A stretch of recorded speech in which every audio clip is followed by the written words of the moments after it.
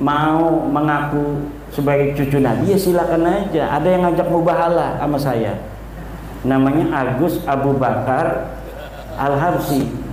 Hayo mubahalah, siapa yang kena laknat Allah? Nggak mau saya. Kenapa? Saya kalau bermubahalah dengan yang sudah jelas begitu, saya zalim hukumnya. Orang saya sudah tahu kok. Kalau dia maksa terus, ayo kita mubahalah, boleh, tapi jangan bawa anak cucu.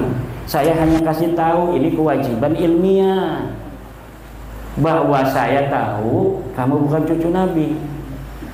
Wow, kamu pemecah belah umat, kamu unyil, kamu Yahudi pesek. Nanti dulu, jangan marah-marah. I love you.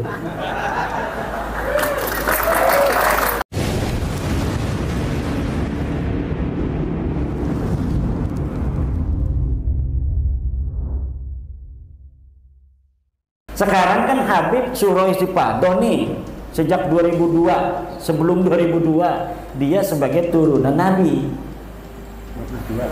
2022, sebelum 2022 ini dia suruh istiqadah turun Nabi. Sekarang saya bawa bukti, ini kitab abad keempat, namanya Siri Silsilatil Alawiyah. Ini kitab abad kelima, namanya Tahdhibul Ansab, namanya Al-Mazdi, Muntaqilatul Talibiyah. Ini kitab abad ke-6 597 Hijriah, namanya As-Sajarah Al-Mubarakah. Ini abad ke-7, namanya Al-Fahri. Ini abad ke-7, namanya Al-Asili. Ini abad ke-8, namanya As-Sabatul Musal. Ini abad ke-9, namanya Umdatul Talib. Tidak ada Ubaid sebagai anak Ahmad. Nah, kalau sudah ada bukti begitu, surah istifadah sekarang ini gugur semua.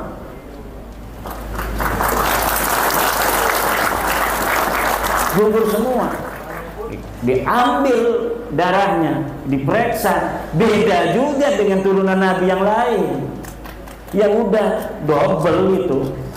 Cuma saya sudah mengatakan itu, bahwa ketika kita sudah tahu begini, tidak mesti kita ini bermusuhan.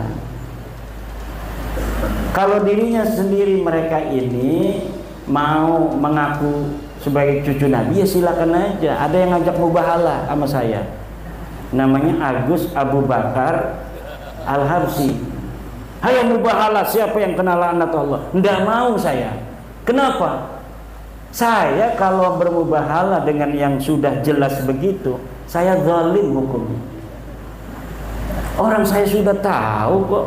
Kayak tadi tuh, orang tuanya ini, orang tuanya kan yang ngomong sama anaknya ini, kamu bukan anaknya Kang Idris, kamu anak saya. Nggak mau, saya anaknya Kang Idris. Mubahalah, siapa yang dapat laknat Allah? Jelas ibunya ini nggak bakal mau. Karena ibunya tahu ini anak dia. Kalau dia mau bahala anaknya yang akan celaka. Saya kepada habaib itu begitu. Nggak mau saya melihat habaib itu membawa-bawa nama anak keturunannya untuk celaka. Nggak mau saya. Tapi kalau untuk hanya dia saja misalnya, mungkin lama-lama akan saya layani tuh kalau dia maksa-maksa terus. Kalau dia maksa terus, ayo kita mubahalah, boleh, tapi jangan bawa anak cucu. Anak cucu yang gak berdosa ke bawah-bawah nanti. Kamu saja, siapa yang mati dulu? Siapa yang ini? Boleh nanti lama-lama mah. Tapi sekarang saya masih gak mau. Kenapa? Karena memang itu bukan tujuan saya untuk membuat mereka itu menjadi orang terlaknat. Bukan. Saya hanya kasih tahu, ini kewajiban ilmiah, bahwa saya tahu kamu bukan cucu Nabi. Wow, kamu pemecah belah umat, kamu unyil, kamu Yahudi pesek. Nanti dulu, jangan marah-marah. I love you. Aku cinta padamu. Kalau aku tidak cinta kepadamu, akan saya biarkan aja, biarin aja dia.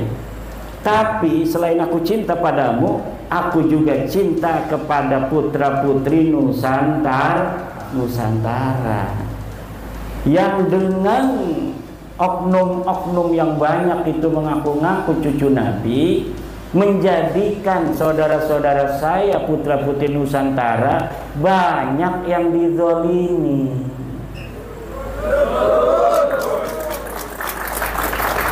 Setelah saya tahu kamu bukan cucu Nabi, dan masih banyak saudara-saudara saya yang mengakuinya, walaupun dengan mengakuinya itu mereka rugi dunia akhirat, kewajiban saya untuk mengatakan dan merayu, mendakwahi, menasehati, mewasiati saudara-saudara saya, mereka bukan cucu Nabi. Kalau kamu mah urusannya, masalah kamu itu urusan sendiri. Mau ngaku ya itu kan kebebasan di dalam meyakini sesuatu. Tetapi kalau hubungannya dengan saudara-saudara saya, Mukibin, ini kan saudara saya Mukibin ini mantan Mukibin, ini mantan Mukibin, ini mantan Mukibin, ini mantan Mukibin besar ini. Saya mantan Mukibin juga. Banyak yang pernah kita berikan karena kita mengharapkan cinta kepada Rasulullah dan cintanya Rasulullah kepada kita. Kemudian kita memberi sesuatu kepada orang yang mengaku keturunannya, walaupun kita juga punya riwayat sebagai keturunannya, tapi kan kita tidak mengaku-ngaku. Kita mah dipegang aja sendiri, bisa jadi nanti akan ketemu Rasulullah diaku sebagai anak cucu bener. Alhamdulillah. Lebih baik kita deg-degan apa bener apa bukan ini silsilah orang tua kita, tapi kemudian kita karena bener apa tidak begitu, kemudian kita tidak mengaku-ngaku di hadapan orang, lalu ketika ketemu Nabi, wahai cucuku sini duduk bersamaku. Daripada orang yang tiap hari ngaku-ngaku sebagai cucu Nabi, marah kalau bukan dibilang bukan cucu Nabi, pas ketemu Nabi, wahai kakekku, kakek moyangmu, saya bukan kakek kamu, sana kamu. Daripada digituin, malu-maluin. Betul apa tidak? Dan saya kalau tidak yakin apa yang akan saya sampaikan ke masyarakat itu sebelumnya itu adalah kemaslahatan, saya tidak akan sampaikan. Lama itu bagaimana saya, apakah ini maslahat apa tidak buat habaib, terutama ini maslahat ataukah tidak untuk umat Islam.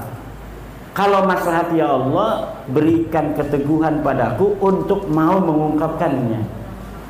Kemudian Allah memberikan keteguhan, ungkapkan.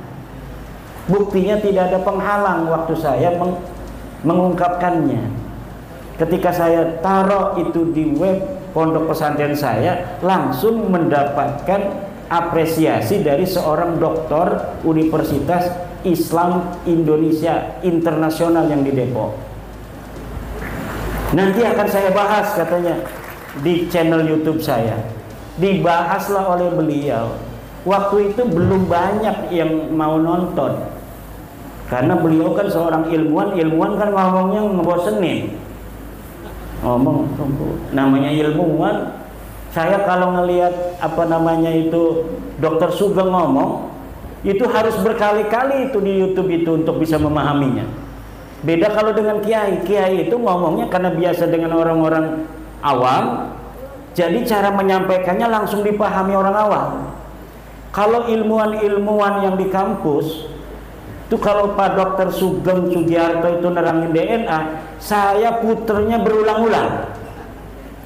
Akhirnya saya tulis lagi dengan bahasa sederhana agar bisa dicerna oleh masyarakat awam.